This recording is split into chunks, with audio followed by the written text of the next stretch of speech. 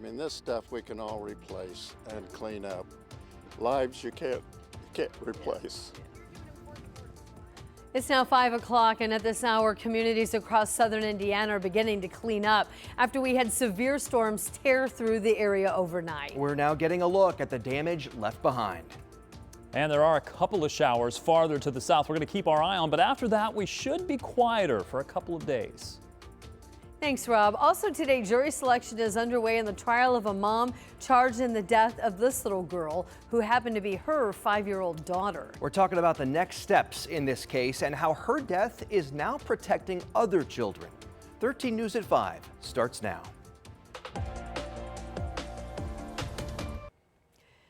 Look at it. From the left to the right, to the top to the bottom, so much damage left behind following severe weather across central Indiana. We're talking from Monroe to Owen, from Shelby counties across central Indiana right now. All of these areas facing a long cleanup ahead. It's now 5 o'clock. Thanks for joining us. I'm Anne Marie. I'm Dustin Grove and Felicia. It is a mess. Several tornadoes have now been confirmed from last night. Let's go ahead and show you here. You can see where those storms were reported across several counties just south of Indianapolis. We do have live team coverage tonight of the areas impacted, and we're also tracking the potential for more rain. Let's start with our Ella Rhodes, who's hearing from people impacted now and working to rebuild. Ella? Yeah, we're just here off of Buskirk Road in Monroe County, and this home, this mobile home, was completely blown off its foundation. Just look at, you can see it absolutely ripped off the roots of this home. You can see there's still a couch cushion in there, and the more you look through this area where this tornado came through, you see more personal belongings. I'm seeing plates, I see an oven, you can see a mattress farther away. There's just so many items. The flat screen TV also of this home is out here, a dartboard, just so many things that are now absolutely ruined. Earlier, actually, friends of people at this home were going through the belongings to see what they could salvage, but you could just see it was absolutely decimated by this tornado. You can see the insulation is even hanging in some of the branches of the trees, and the tops of the trees were just completely ripped off as well. Just how strong and powerful this storm was. I mean, I'm looking at the refrigerator, the oven, the safe, the couch, all now just splattered in the backyard of this home, of this property. And you have to remember, these are people's livelihoods just torn away from them. We actually spoke with a man, Kyler Bosniak, and he actually went, after the storm hit, he made his way up this road to check on his neighbors, and that is when he actually met the woman who was here in this home. She was bunkering down in her bathtub when the tornado hit. That's when he says the tornado actually picked this woman up in her bathtub, and it flew her about 30 to 50 feet, and she was injured. She only broke her ankle, according to Monroe County officials, but still was hurt, and now she's recovering in the hospital, according to her friends who have been trying to help her parse through this property. But this is just a big loss for this family and this community, and other homes on the street look very similar. This is what Kyler had to say as he described what it looked like. Last night when we were coming through, just looking for damage, every time there was a lightning bolt, it looked like a war zone. There was nothing left. Like, it was just all the trees were snapped in half. There was stuff everywhere. Looked identical to a war zone. And this home is unfortunately an example of that war zone. I'm seeing children's games also out here, and, you know, a tennis racket and just other items. Oh, over here we've got, you know, a coffee maker, a Keurig, a suitcase. It's just littered with people's personal belongings, and it's so heartbreaking as people begin to repair. The Red Cross was out here earlier giving supplies to people, helping them clean up this damage, and we've already seen crews out here as well helping repair some of these power lines. A lot of power lines were down. You know, there's a power line actually that goes through this property of this home, if our photographer is able to pan onto it, and it just shows you the line of where this power line fell down all the way through this home. And I mean, you could just see the devastation and the destruction along with it. And as people are beginning to pick up the pieces, they're really working together in this community. And this is just one part of an area here in central Indiana that was hit by storms. I'm going to toss it now over to Brandon Schaff.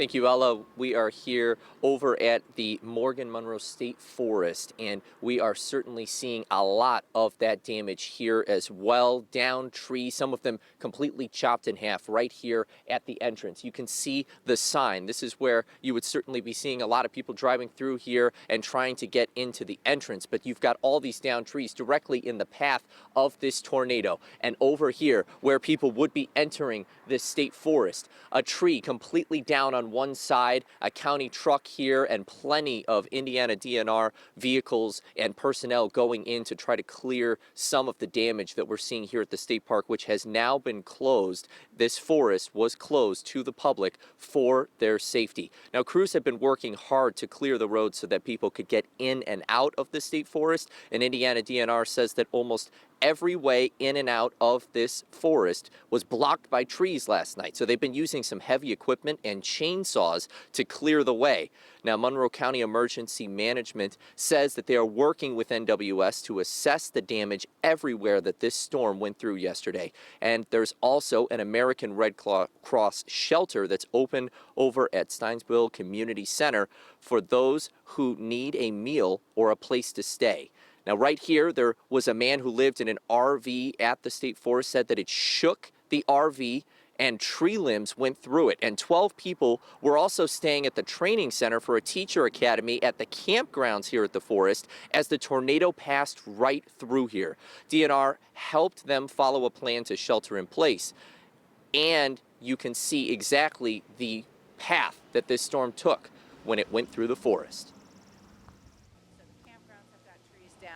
A lot of the hiking trails have got trees down. So even though we've got the roads open, there is still a considerable amount of work that needs to be done before this place can be safe again and open back up to the public.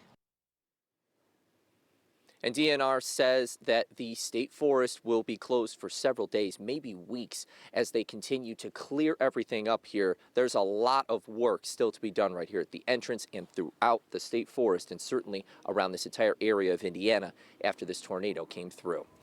Reporting here in Monroe County, Brandon Schaff, 13 News. Back to you. All right, Brandon, thank you so much. Well, the Owen County Humane Society is asking for the community's help following last night's storms. They shared these images you're seeing right here of the damage left behind. They say they need help clearing down trees near the shelter and the walking trails. The shelter also is without power. The good news, the animals are safe. We're told that the damage was limited to the fencing there near the building. And we've also got thousands still without power across southern Indiana, including a couple hundred in the Morgan Monroe County area. Most of those outages right now, according to Duke, is actually in southeast Indiana. Yes, AES was able to get most of their customers back, but it really is the Duke crews right now that are really hard at work. I've seen some photos of some damaged scars across that forest, and it's really impressive. It's going to be fascinating to see what the National Weather Service does when they go out to survey this, because typically when they go to a survey, they look at tree damage. How are the trees arranged as they've fallen? What does it look like? How are the buildings affected? Was siding ripped off? Was a structure completely removed? What type of structure was it? Was it a mobile home? Was it a sturdy built home? They used 28 different indicators. I don't know with just tree damage how high they can rate it. Because at a certain point, does a 140 mile per hour wind do the same damage as a 210 mile an hour wind? It just snaps the tree. So it's going to be a little difficult. I'm going to look into the indicators and see how high they'd be able to rate it. But this is a pretty powerful tornado that went through. Yeah. We'll have to see what the National Weather Service says. And not just one, right? There were a Yes, number of them. at least 3 confirmed at the moment. More surveys are being done. And of course, for those big areas that we're talking about, it's going to take a while before they put that together. Let me show you some good news, because we do have some good news. Those areas that were affected, the 2 where we had the debris ball and the possible tornado over into Owen, Clay County. There's another confirmed tornado that happened Clay and Vigo County from the additional tornado warning that was there. So that now makes it 3. We could possibly see more, but these areas, seeing a little bit of rain or some light sprinkle or drizzle currently, but most of that is moving out, and I expect that behind that we should get a chance to dry out once this little batch moves through. So if you're going to be cleaning up, just know that a few showers are out there right now. You've probably got a little bit more of daylight, and then I think you're going to be looking at a fairly nice rest of the evening. If you're Indian Points to the north, no rain in your forecast in the short term. 70s currently. Tomorrow we're expecting a beautiful day, lots of sunshine, mid to upper 70s for your daytime highs. Could approach 80 in a few locations. I've got the weekend forecast. It includes a little bit of rain, but I don't want you to change your weekend plans just yet. I'm going to walk you through that timing of when the rain could impact your weekend. I'll have it for you coming up in just a few minutes. All right, looking forward to it, Rob. Thank you. And we want to see your pictures and videos from last night's storm. If you have them, you can email us at newsdesk@WTHR.com. Also, if it's easier for you, you can just share with us on our social media pages. Your photos or your videos could be featured here on our news or online at WTHR.com. All right, now to some of the other headlines tonight. A man is awaiting sentencing after he was convicted of killing his ex-girlfriend. Police say Clarence White shot and killed his ex-girlfriend Kia Robinson and shot another man at an apartment complex on the north side last June. During the shooting, bullets narrowly missed two other people, including Robinson's son, who was asleep on the couch. According to court documents, White sent threatening texts to Robinson the day before the shooting. Sentencing is set for next month. Tonight, two teens are under arrest accused of leading police on a chase after stealing a car. The court documents indicate that the suspects carjacked a DoorDash driver on Tuesday. IMPD says an officer saw that car speeding and then started to follow it. It then crashed shortly after near 46 in Midhofer. The victim told police he was delivering food to an apartment complex and says that's when two suspects approached the car and attacked him. So far, neither teen is facing official charges. Also tonight, a daughter is mourning the loss of her mom after she was killed in an apparent murder-suicide. The Morgan County Sheriff says a 54-year-old man and 48-year-old woman were found shot inside a home near Paragon. The woman's daughter telling 13 News her mom, Suzanne Biddle, was the woman killed. She shared these pictures with us. She claims her mom's ex-boyfriend was the shooter. Police tell us they're still investigating.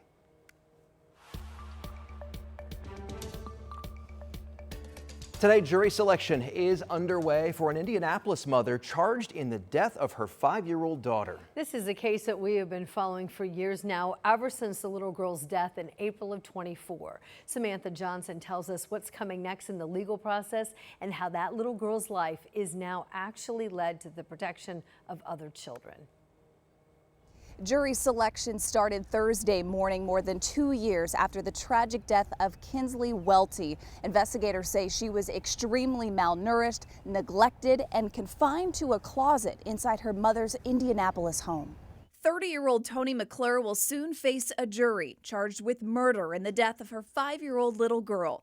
Reports show Kinsley was in and out of foster care because of previous neglect from McClure. Ultimately, she ended up back with her mom, and despite multiple reports to the Department of Child Services, those cases were allegedly closed without a caseworker seeing Kinsley in person. She died in April 2024. The day that DCS took her back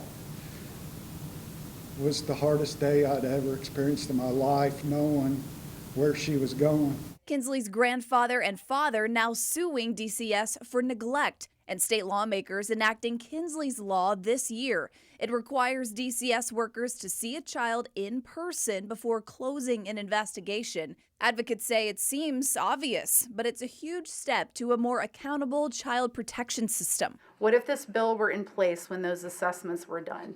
How is it possible that DCS is in a home with a child dying nearby in a closet and we don't catch that?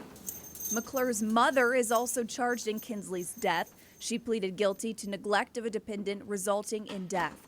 McClure's boyfriend pleaded guilty to the same charge. They will be sentenced after testifying in McClure's upcoming trial. Prosecutors are asking for life without parole for Toni McClure. Her trial is set to begin as soon as the jury is set. We will be there when it begins. In Indianapolis, Samantha Johnson, 13 News.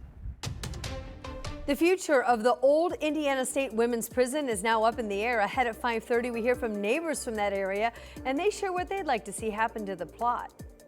Rob? We are tracking a sunny end to the week. That's some good news, but I do have rain in your forecast. I'll talk about when it arrives next. Looking forward to the sun. Thank you, Rob. Plus this, the U.S. and Iran peace deal is finally signed. Why world leaders say the most difficult days, though, could still lie ahead.